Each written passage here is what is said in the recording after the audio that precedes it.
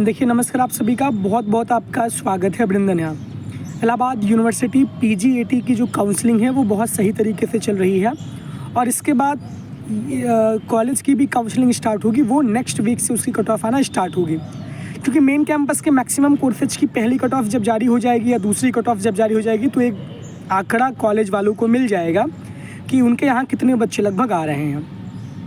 अभी कुछ कोर्सेज की कट ऑफ नहीं जारी हुई, जैसे LLB का कोर्स हुआ, इसकी कट ऑफ नहीं जारी हुई है। बाकी जो भी सब्जेक्ट MBA का भी लिस्ट नहीं जारी हुआ है, ये सब भी हो सकता है अगले हफ्ते जारी होने की संभावना हो या कभी भी जारी हो सकती है। वो this is depend on that कि किस तरीके से इनकी सबकी प्लानिंग चल रही है। PG के कोर्स में काउंसलिंग में पूरी जानकारी के साथ आज यह वीडियो हम आपको दे रहे हैं। आपके किस में दिक्कत हो रही है, किस में दिक्कत नहीं हो रही है, सेफ स्कोर के लिए क्यों आप लोग परेशान हैं, काउंसलिंग के लिए कैसा प्रोसेस है, कितनी कट ऑफ जाएगी, कैसे क्या है, सारी जानकारी वीडियो के माध्यम से हम देंगे। सबसे पहले आप एक काम ये करिए कि इलाहाबाद यूनिवर्सिटी एक्सप्रेस के टेलीग्राम और इंस्टाग्राम को ज्वाइन करिए, जहाँ पे आपको सारी कट ऑफ, सारी सूचनाएं, कौन सा कॉलेज, कहाँ क्या सूचना आ रही है प्रवेश से संबंधित, वो आपको सबसे पहले मिल सके। क्योंकि यूट्यूब पे एनालिसिस करना सबकी संभव नहीं और समय भी नहीं रहता है मेरे लिए, तो आप उसको ज्वाइन कर लीजिए जिससे कि आपको सारी जानकारी मिलता रहे। अभी बात कर रहे हैं कि PGAT की काउंसलिंग हो रही है। पहले कट ऑफ आने के बाद अब दूसरे राउंड की भी कट ऑफ आ रही है, तीसरे राउंड की कहीं कट ऑफ आ रही है। 2 से 3 दिन का मौका आपको मिल रहा है। आसान है, काउंसलिंग करवाने में बहुत दिक्कत नहीं हो रही है।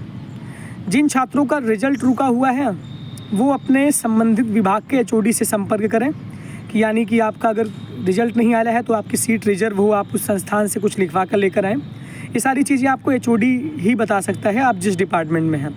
यूनिवर्सिटी सैटरडे संडे बंद रहती है और इसके साथ साथ काउंसलिंग को आप करवा रहे हैं और आप अपने सेफ स्कोर के लिए परेशान हैं कि इसके नीचे कितनी कट ऑफ जाएगी। सीट के हिसाब से कट ऑफ वेरी करेगी। मैक्सिमम कट ऑफ पहली कट ऑफ में गिर जाती है, लेकिन उसके बाद जब कट ऑफ गिरती है तो धीरे धीरे मार्क्स पे गिरती है और बहुत बड़ी संख्या में छात्रों का एडमिशन भी हो रहा है और कट ऑफ नीचे गिरेगी। कोई एग्जैक्टली आपको सेफ स्कोर के एनालिसिस नहीं कर सकता, आप ये जान लीजिए, क्योंकि PG के कोर्स में कट ऑफ बहुत कम भी गिर सकती है, कट ऑफ ज़्यादा भी गिर सकती है। तो ये चीज़ें रहती हैं और यहाँ पे बहुत ज़्यादा एनालिसिस करने का कोई मुद्दा नहीं रहता। आपका एडमिशन होगा कि नहीं होगा तो ये आपसे बेहतर कोई भी एनालिसिस नहीं कर सकता। कैंपस नहीं मिलेगा, कैंपस में कैटेगरी की कट ऑफ, UR की कट ऑफ जितना नीचे गिरेगी उतना ही नीचे फिर कॉलेज की भी कट ऑफ रहेगी। कैटेगरी वालों की कट ऑफ बहुत नीचे रहती है, तो EWS, OBC और SC और ST के बच्चों के लिए कॉलेज मिलना आसान हो जाता है और कैंपस की भी कट ऑफ इनके लिए गिरती है नीचे। इसके साथ साथ बहुत सारे कॉलेज हैं जहां से कोर्सेज को ख़त्म कर दिया गया है। कुछ कोर्सेज में आपके पास बहुत ज़्यादा विकल्प ही नहीं बचे हैं, तो इस वजह से बहुत आप देखिए कि कहाँ किस कॉलेज में कितनी सीटें हैं। जिस कॉलेज में सीटें ज़्यादा होंगी सब्जेक्ट की, वहाँ पर आपको एडमिशन लेने की पूरी आज़ादी रहेगी और आपको एडमिशन बहुत आसानी से मिल सकता है। अब रही बात की रजिस्ट्रेशन एंड वेरिफिकेशन में, रजिस्ट्रेशन आप करवा रहे हैं, जब आपकी कट ऑफ आएगी तो ऑटोमेटिक वो जो सॉफ्टवेयर है वो ऑटोमेटिक ले लेगा। आप अपना रोल नंबर डालेंगे, फिर उसके बाद आपका कोर्स, आपका सारी चीज़ें डाटा, क्योंकि मैंने भी काउंसलिंग करवाई है तो मुझे भी इतना आइडिया है। आप लॉगिन ID डालेंगे, अपना डेट ऑफ बर्थ डालेंगे तो आपको क्लिक करना होगा, फिर से आप वही चीज़ डालिए। उसके बाद फिर आप अपनी काउंसलिंग, अपने सारे डॉक्यूमेंट्स को अपलोड करिए, सारे लोग वेरीफाई करेंगे। एंटी रैगिंग का फॉर्म और गैप ईयर का सर्टिफिकेट जो फॉर्म है वो आपको निकलवा करके साइबर कैफ़े से उसको भर करके फिर उसकी फ़ोटो अपलोड करनी है। ये पूरा प्रोसेस है। वेट करिए डिपार्टमेंट के वेरीफाई करने का। जो साइट चलती है वो 10 से लेकर के 5 बजे तक चलती है, यानी कि वेरिफिकेशन का काम जो चलता है वो उतने बजे चलता है। जब आपका वेरिफिकेशन स्टेटस आएगा तो आप बैक जाएंगे तो फिर फ़ीस पेमेंट का पूरा मामला आ जाएगा। और अगर वीज़ा के, आप देखिए बहुत सारे बच्चों का फ़ीस पेमेंट रुक रहा है, तो वीज़ा का क्रेडिट या डेबिट जो भी कार्ड हो, डेबिट कार्ड, क्रेडिट कार्ड, हमको बहुत आइडिया नहीं रहता, तो वीज़ा के अगर उससे आप करेंगे ATM कार्ड से, तब आपका पेमेंट बहुत आसानी से हो जाएगा। क्योंकि हम लोग रुपए से कर रहे थे, कई बार फेल्ड बताया ट्रांजेक्शन, तो जिसका वीज़ा का कार्ड हो उससे आप करेंगे तो आपका सक्सेसफुल ट्रांजेक्शन हो जाएगा। 5 बजे के पहले पेमेंट करिएगा, जिस दिन कहा गया उस दिन पेमेंट करिएगा। आपके वेरिफिकेशन के बाद पेमेंट का मामला खुल जाता है। बाकी वेट करते रहिए। अगर मान लीजिए कि आपकी काउंसलिंग फंसती है और आप नहीं करवा पाते, पूरी सारी चीज़ें आपका नहीं क्लियर हो पाता, तो आपको अगली कट ऑफ के लिए वेट करना पड़ेगा। बीएड कोर्स की बात करें तो बीएड कोर्स में केपी कॉलेज की कट ऑफ आ गई है। ये कट ऑफ आप टेलीग्राम से हमारे देख लीजिए, जो इलाहाबाद यूनिवर्सिटी एक्सप्रेस का टेलीग्राम चैनल है, वहाँ से आप इस कट ऑफ को देख सकते हैं। केपी कॉलेज की कट ऑफ आ गई है। कट ऑफ बहुत कम गई है, कट ऑफ बहुत ज़्यादा नहीं गई है, तो आप लोग देख लीजिएगा।